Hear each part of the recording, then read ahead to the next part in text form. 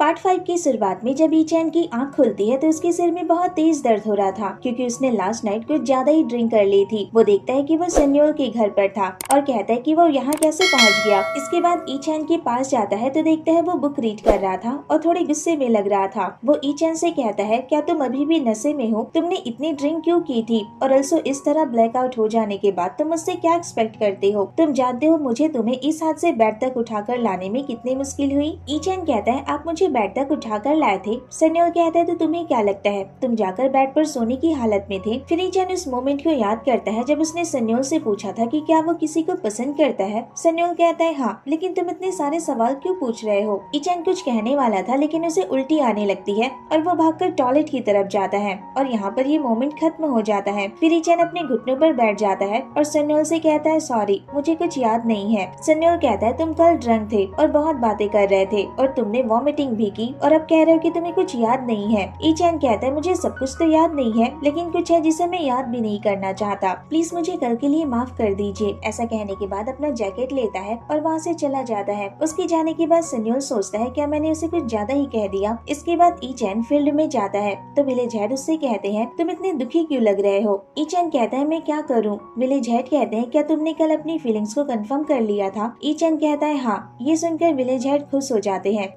ईचैन कहता है, उसने अपनी फीलिंग्स को तो कंफर्म कर लिया है लेकिन सेन्योल किसी और को पसंद करता है। विलेज हेड उससे कहते हैं, अगर वो किसी और को पसंद करता है तो तुम्हें उसका ख्याल छोड़ देना चाहिए और पीछे हट जाना चाहिए और अच्छा यही होगा कि तुम उससे दूरी बनाकर रखो जब तक कि तुम उसे पूरी तरह से भूल न जाओ। ईचैन कहता है, ठीक है। तभी ईचैन को सेन्योल का कॉल आता है। वो विलेज हेड से कहता है, अब मुझे क्या करना चाहिए? विलेज हेड कहते हैं, क्या तुम्हारे लिए मैं कॉल आंसर करूँ? ईचैन कहता है, नहीं, और कॉल पिक करता है। सेन्योल कहता है, क्या तुम बिजी हो? ग्रैंडपा ने मुझे सडनली एक पैकेज भेजने को कहा है, तो क्या तुम यहाँ आ सकते हो? ईचैन कहता है, हाँ, मैं अभी वहाँ पहुँचता हूँ और वहाँ से जाने लगता है। तो विलेज हेड उससे कहते हैं, तुमने अभी तो कहा था कि तुम उससे दूरी बनाना चाहते हो। ईचैन कहता है, हाँ, मैं अभी वापस आ जाऊंगा और चला जाता है। इसके बाद उसके हाथ में एक पैकेज था और सेन्योल कहता है, सॉरी, इस हाथ की वजह से मैं इसे उठा नहीं सकता। ईचैन कहता है, कोई बात नहीं, मुझे खुशी है कि आपने मुझे हेल्प के लिए बुलाया। इसके बाद दोनों इसी तरह बात करते हुए जा रहे थे। तभी सामने एक कार आकर खड़ी होती है जिसे देखकर दोनों वहीं रुक जाते हैं। उस कार में से एक लड़का बाहर आता है और वो सेन्योल को हेलो कहता है। इस लड़के का नाम था इंसियो, जो कि सेन्योल का बॉयफ्रेंड है। सेन्योल उसे अचानक देखकर शॉक हो गया था और उस मोमेंट को याद करता है जब वो उससे पहली बार मिला था जिसमें वो पियानो प्ले कर रहा था। तभी वहाँ पे इंसियो आता है, उससे कहता है कि वो उसका फैन है। इसके बाद सेन्योल उसे पियानो प्ले करना सिखाता है और दोनों एक साथ पियानो प्ले कर रहे थे। इंसियो उससे कहता है, जब मैं एक म्यूजिकल आर्टिस्ट बन जाऊंगा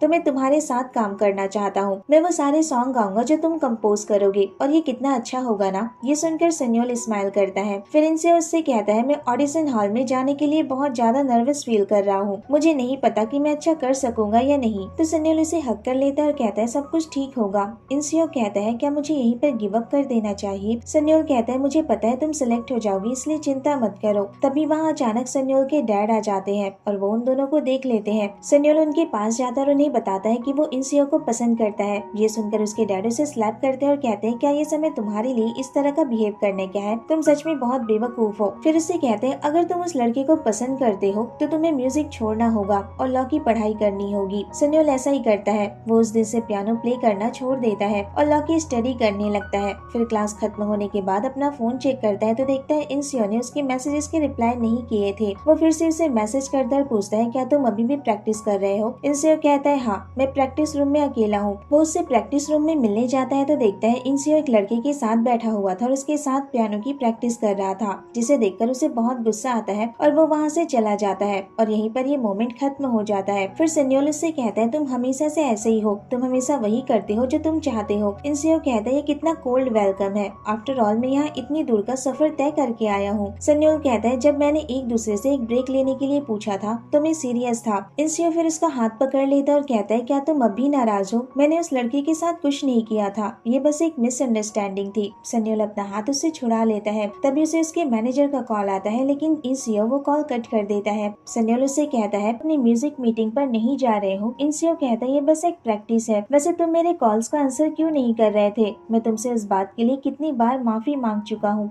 क्या ये तुम्हारे लिए काफी नहीं है? सेन्योल इसका कोई जवाब नहीं देता है तो इंसियो रूम से बाहर चला जाता है। इसके बाद ईचैन उस पैकेज को लेकर सुपरमार्केट पहुंचता है और उस पल को याद करता है है जब सन्योल ने उससे कहा था कि इसे ग्रैंडपा के पास पहुंचाना है। ई चैन कहता है ठीक है, मैं आपके लिए ये कर दूंगा। सन्योल कहता है थैंक यू। ई चैन कहता है कोई बात नहीं। फिर इंसियो उससे कहता है तुम्हारे ग्रैंडपा की जगह सच में बहुत ब्यूटीफुल है, तुम्हें यहाँ अकेले आने की बजाय मुझे साथ में आने के लिए कहना चाहिए था। सन्योल इसका कोई जवाब नहीं देता है और अंदर चला जाता है। क्या ये ब्रो का बॉयफ्रेंड है? ये बहुत हैंडसम और रिफाइंड है, मैं तो उससे बिल्कुल भी मैच नहीं करता हूँ। लेकिन मैं ये क्या सोच रहा हूँ, मैं उसका अपोनेंट कैसे हो सकता हूँ? मैंने कहा था मैं गिव अप कर दूंगा। मैं ब्रो का सिर्फ एक फ्रेंड हूँ और फ्रेंड एक दूसरे की हेल्प करते हैं जब उन्हें जरूरत होती है। तभी वहाँ एक लेडी आती है। ई चैन उनसे कहता है मुझे इस पैकेज को सियोल भेजना है। वो लेडी उससे कहती है मैं अभी इसका डिलीवरी बिल लेकर आती हूँ और वहाँ से चली जाती है। इसके बाद ई चैन सामने रखे स्मॉल पियानोस को देखता है और कहता है फ्रेंड्स एक दूसरे को गिफ्ट भी देते हैं ना। इसके बाद जब वो वापस आता है तो उसके हाथ में वही पियानो था, जिसे देखकर इंसियो कहता है तुम्हारी हॉबी बहुत क्यूट है। ई चैन कहता है ये मेरे लिए नहीं है, मैंने सुना था कि ब्रो को पियानो प्ले करना पसंद है तो मैं उनके लिए गिफ्ट लेकर आया था। इंसियो कहता है क्या मैं इसे देख सकता हूँ? ई चैन उसे वो पियानो दे देता है लेकिन इंसियो उसे फेंक देता है। ई चैन कहता है तुम ये क्या कर रहे हो? इंसियो कहता है तुम नहीं जानते, अगर तुम इसे सन्योल को दोगे तो उसे कितनी तकलीफ होगी।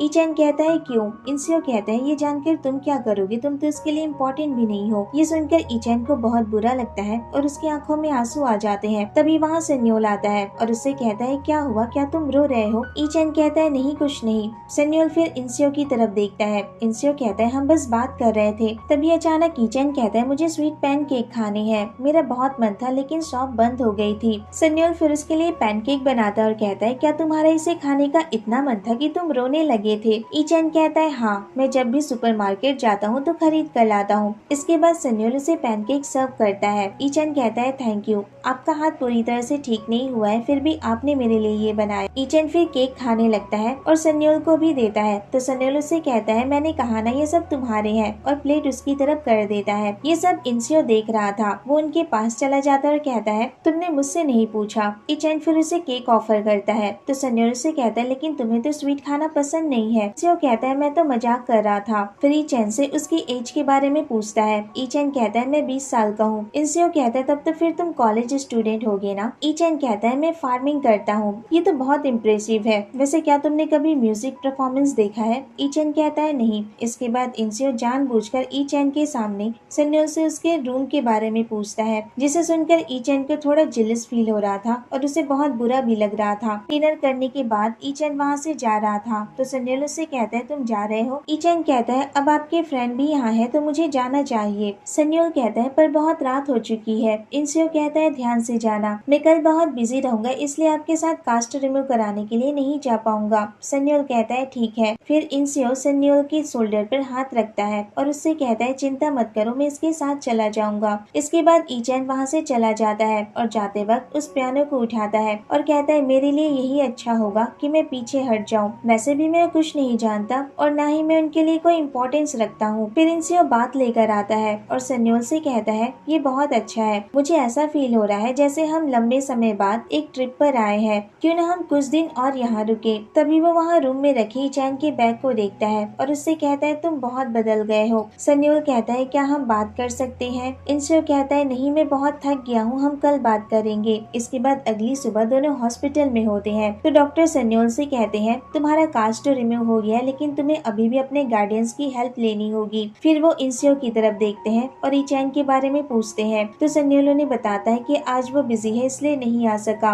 इसके बाद दोनों वापस जा रहे थे तभी सन्योल कार रोक देता है। इंसियो कहता है क्या हुआ, तुमने अचानक कार क्यों रोक दी? अगर तुम ड्राइव नहीं करना चाहते हो तो मैं जाकर स्मोक कर रहा हूँ, और कार से बाहर आ जाता है। सन्योल भी उसके पीछे जाता है और उससे कहता है तुम्हें सियोल वापस चले जाना चाहिए। इंसियो कहता है अब क्या हुआ, ठीक है मैं चला जाऊंगा लेकिन तुम्हें भी मेरे साथ वापस चलना होगा, हम एक साथ वापस जाएंगे और शुरू से शुरुआत करेंगे, मैं तुम्हें यहाँ अकेला नहीं छोड़ सकता, तो प्लीज मेरे साथ सियोल वापस चलो। तभी वहाँ ई चैन आता है और कहता है नहीं, आप वापस नहीं जा सकते। सन्योल उसकी तरफ देखता है और यहीं पर ये पार्ट खत्म हो जाता है। तो कैसा लगा आपको ये पार्ट, मुझे कमेंट करके जरूर बताना। वीडियो अगर अच्छी लगी हो तो वीडियो को लाइक, शेयर और मेरे चैनल को सब्सक्राइब करना मत भूलना। Thanks for watching, bye bye, take care.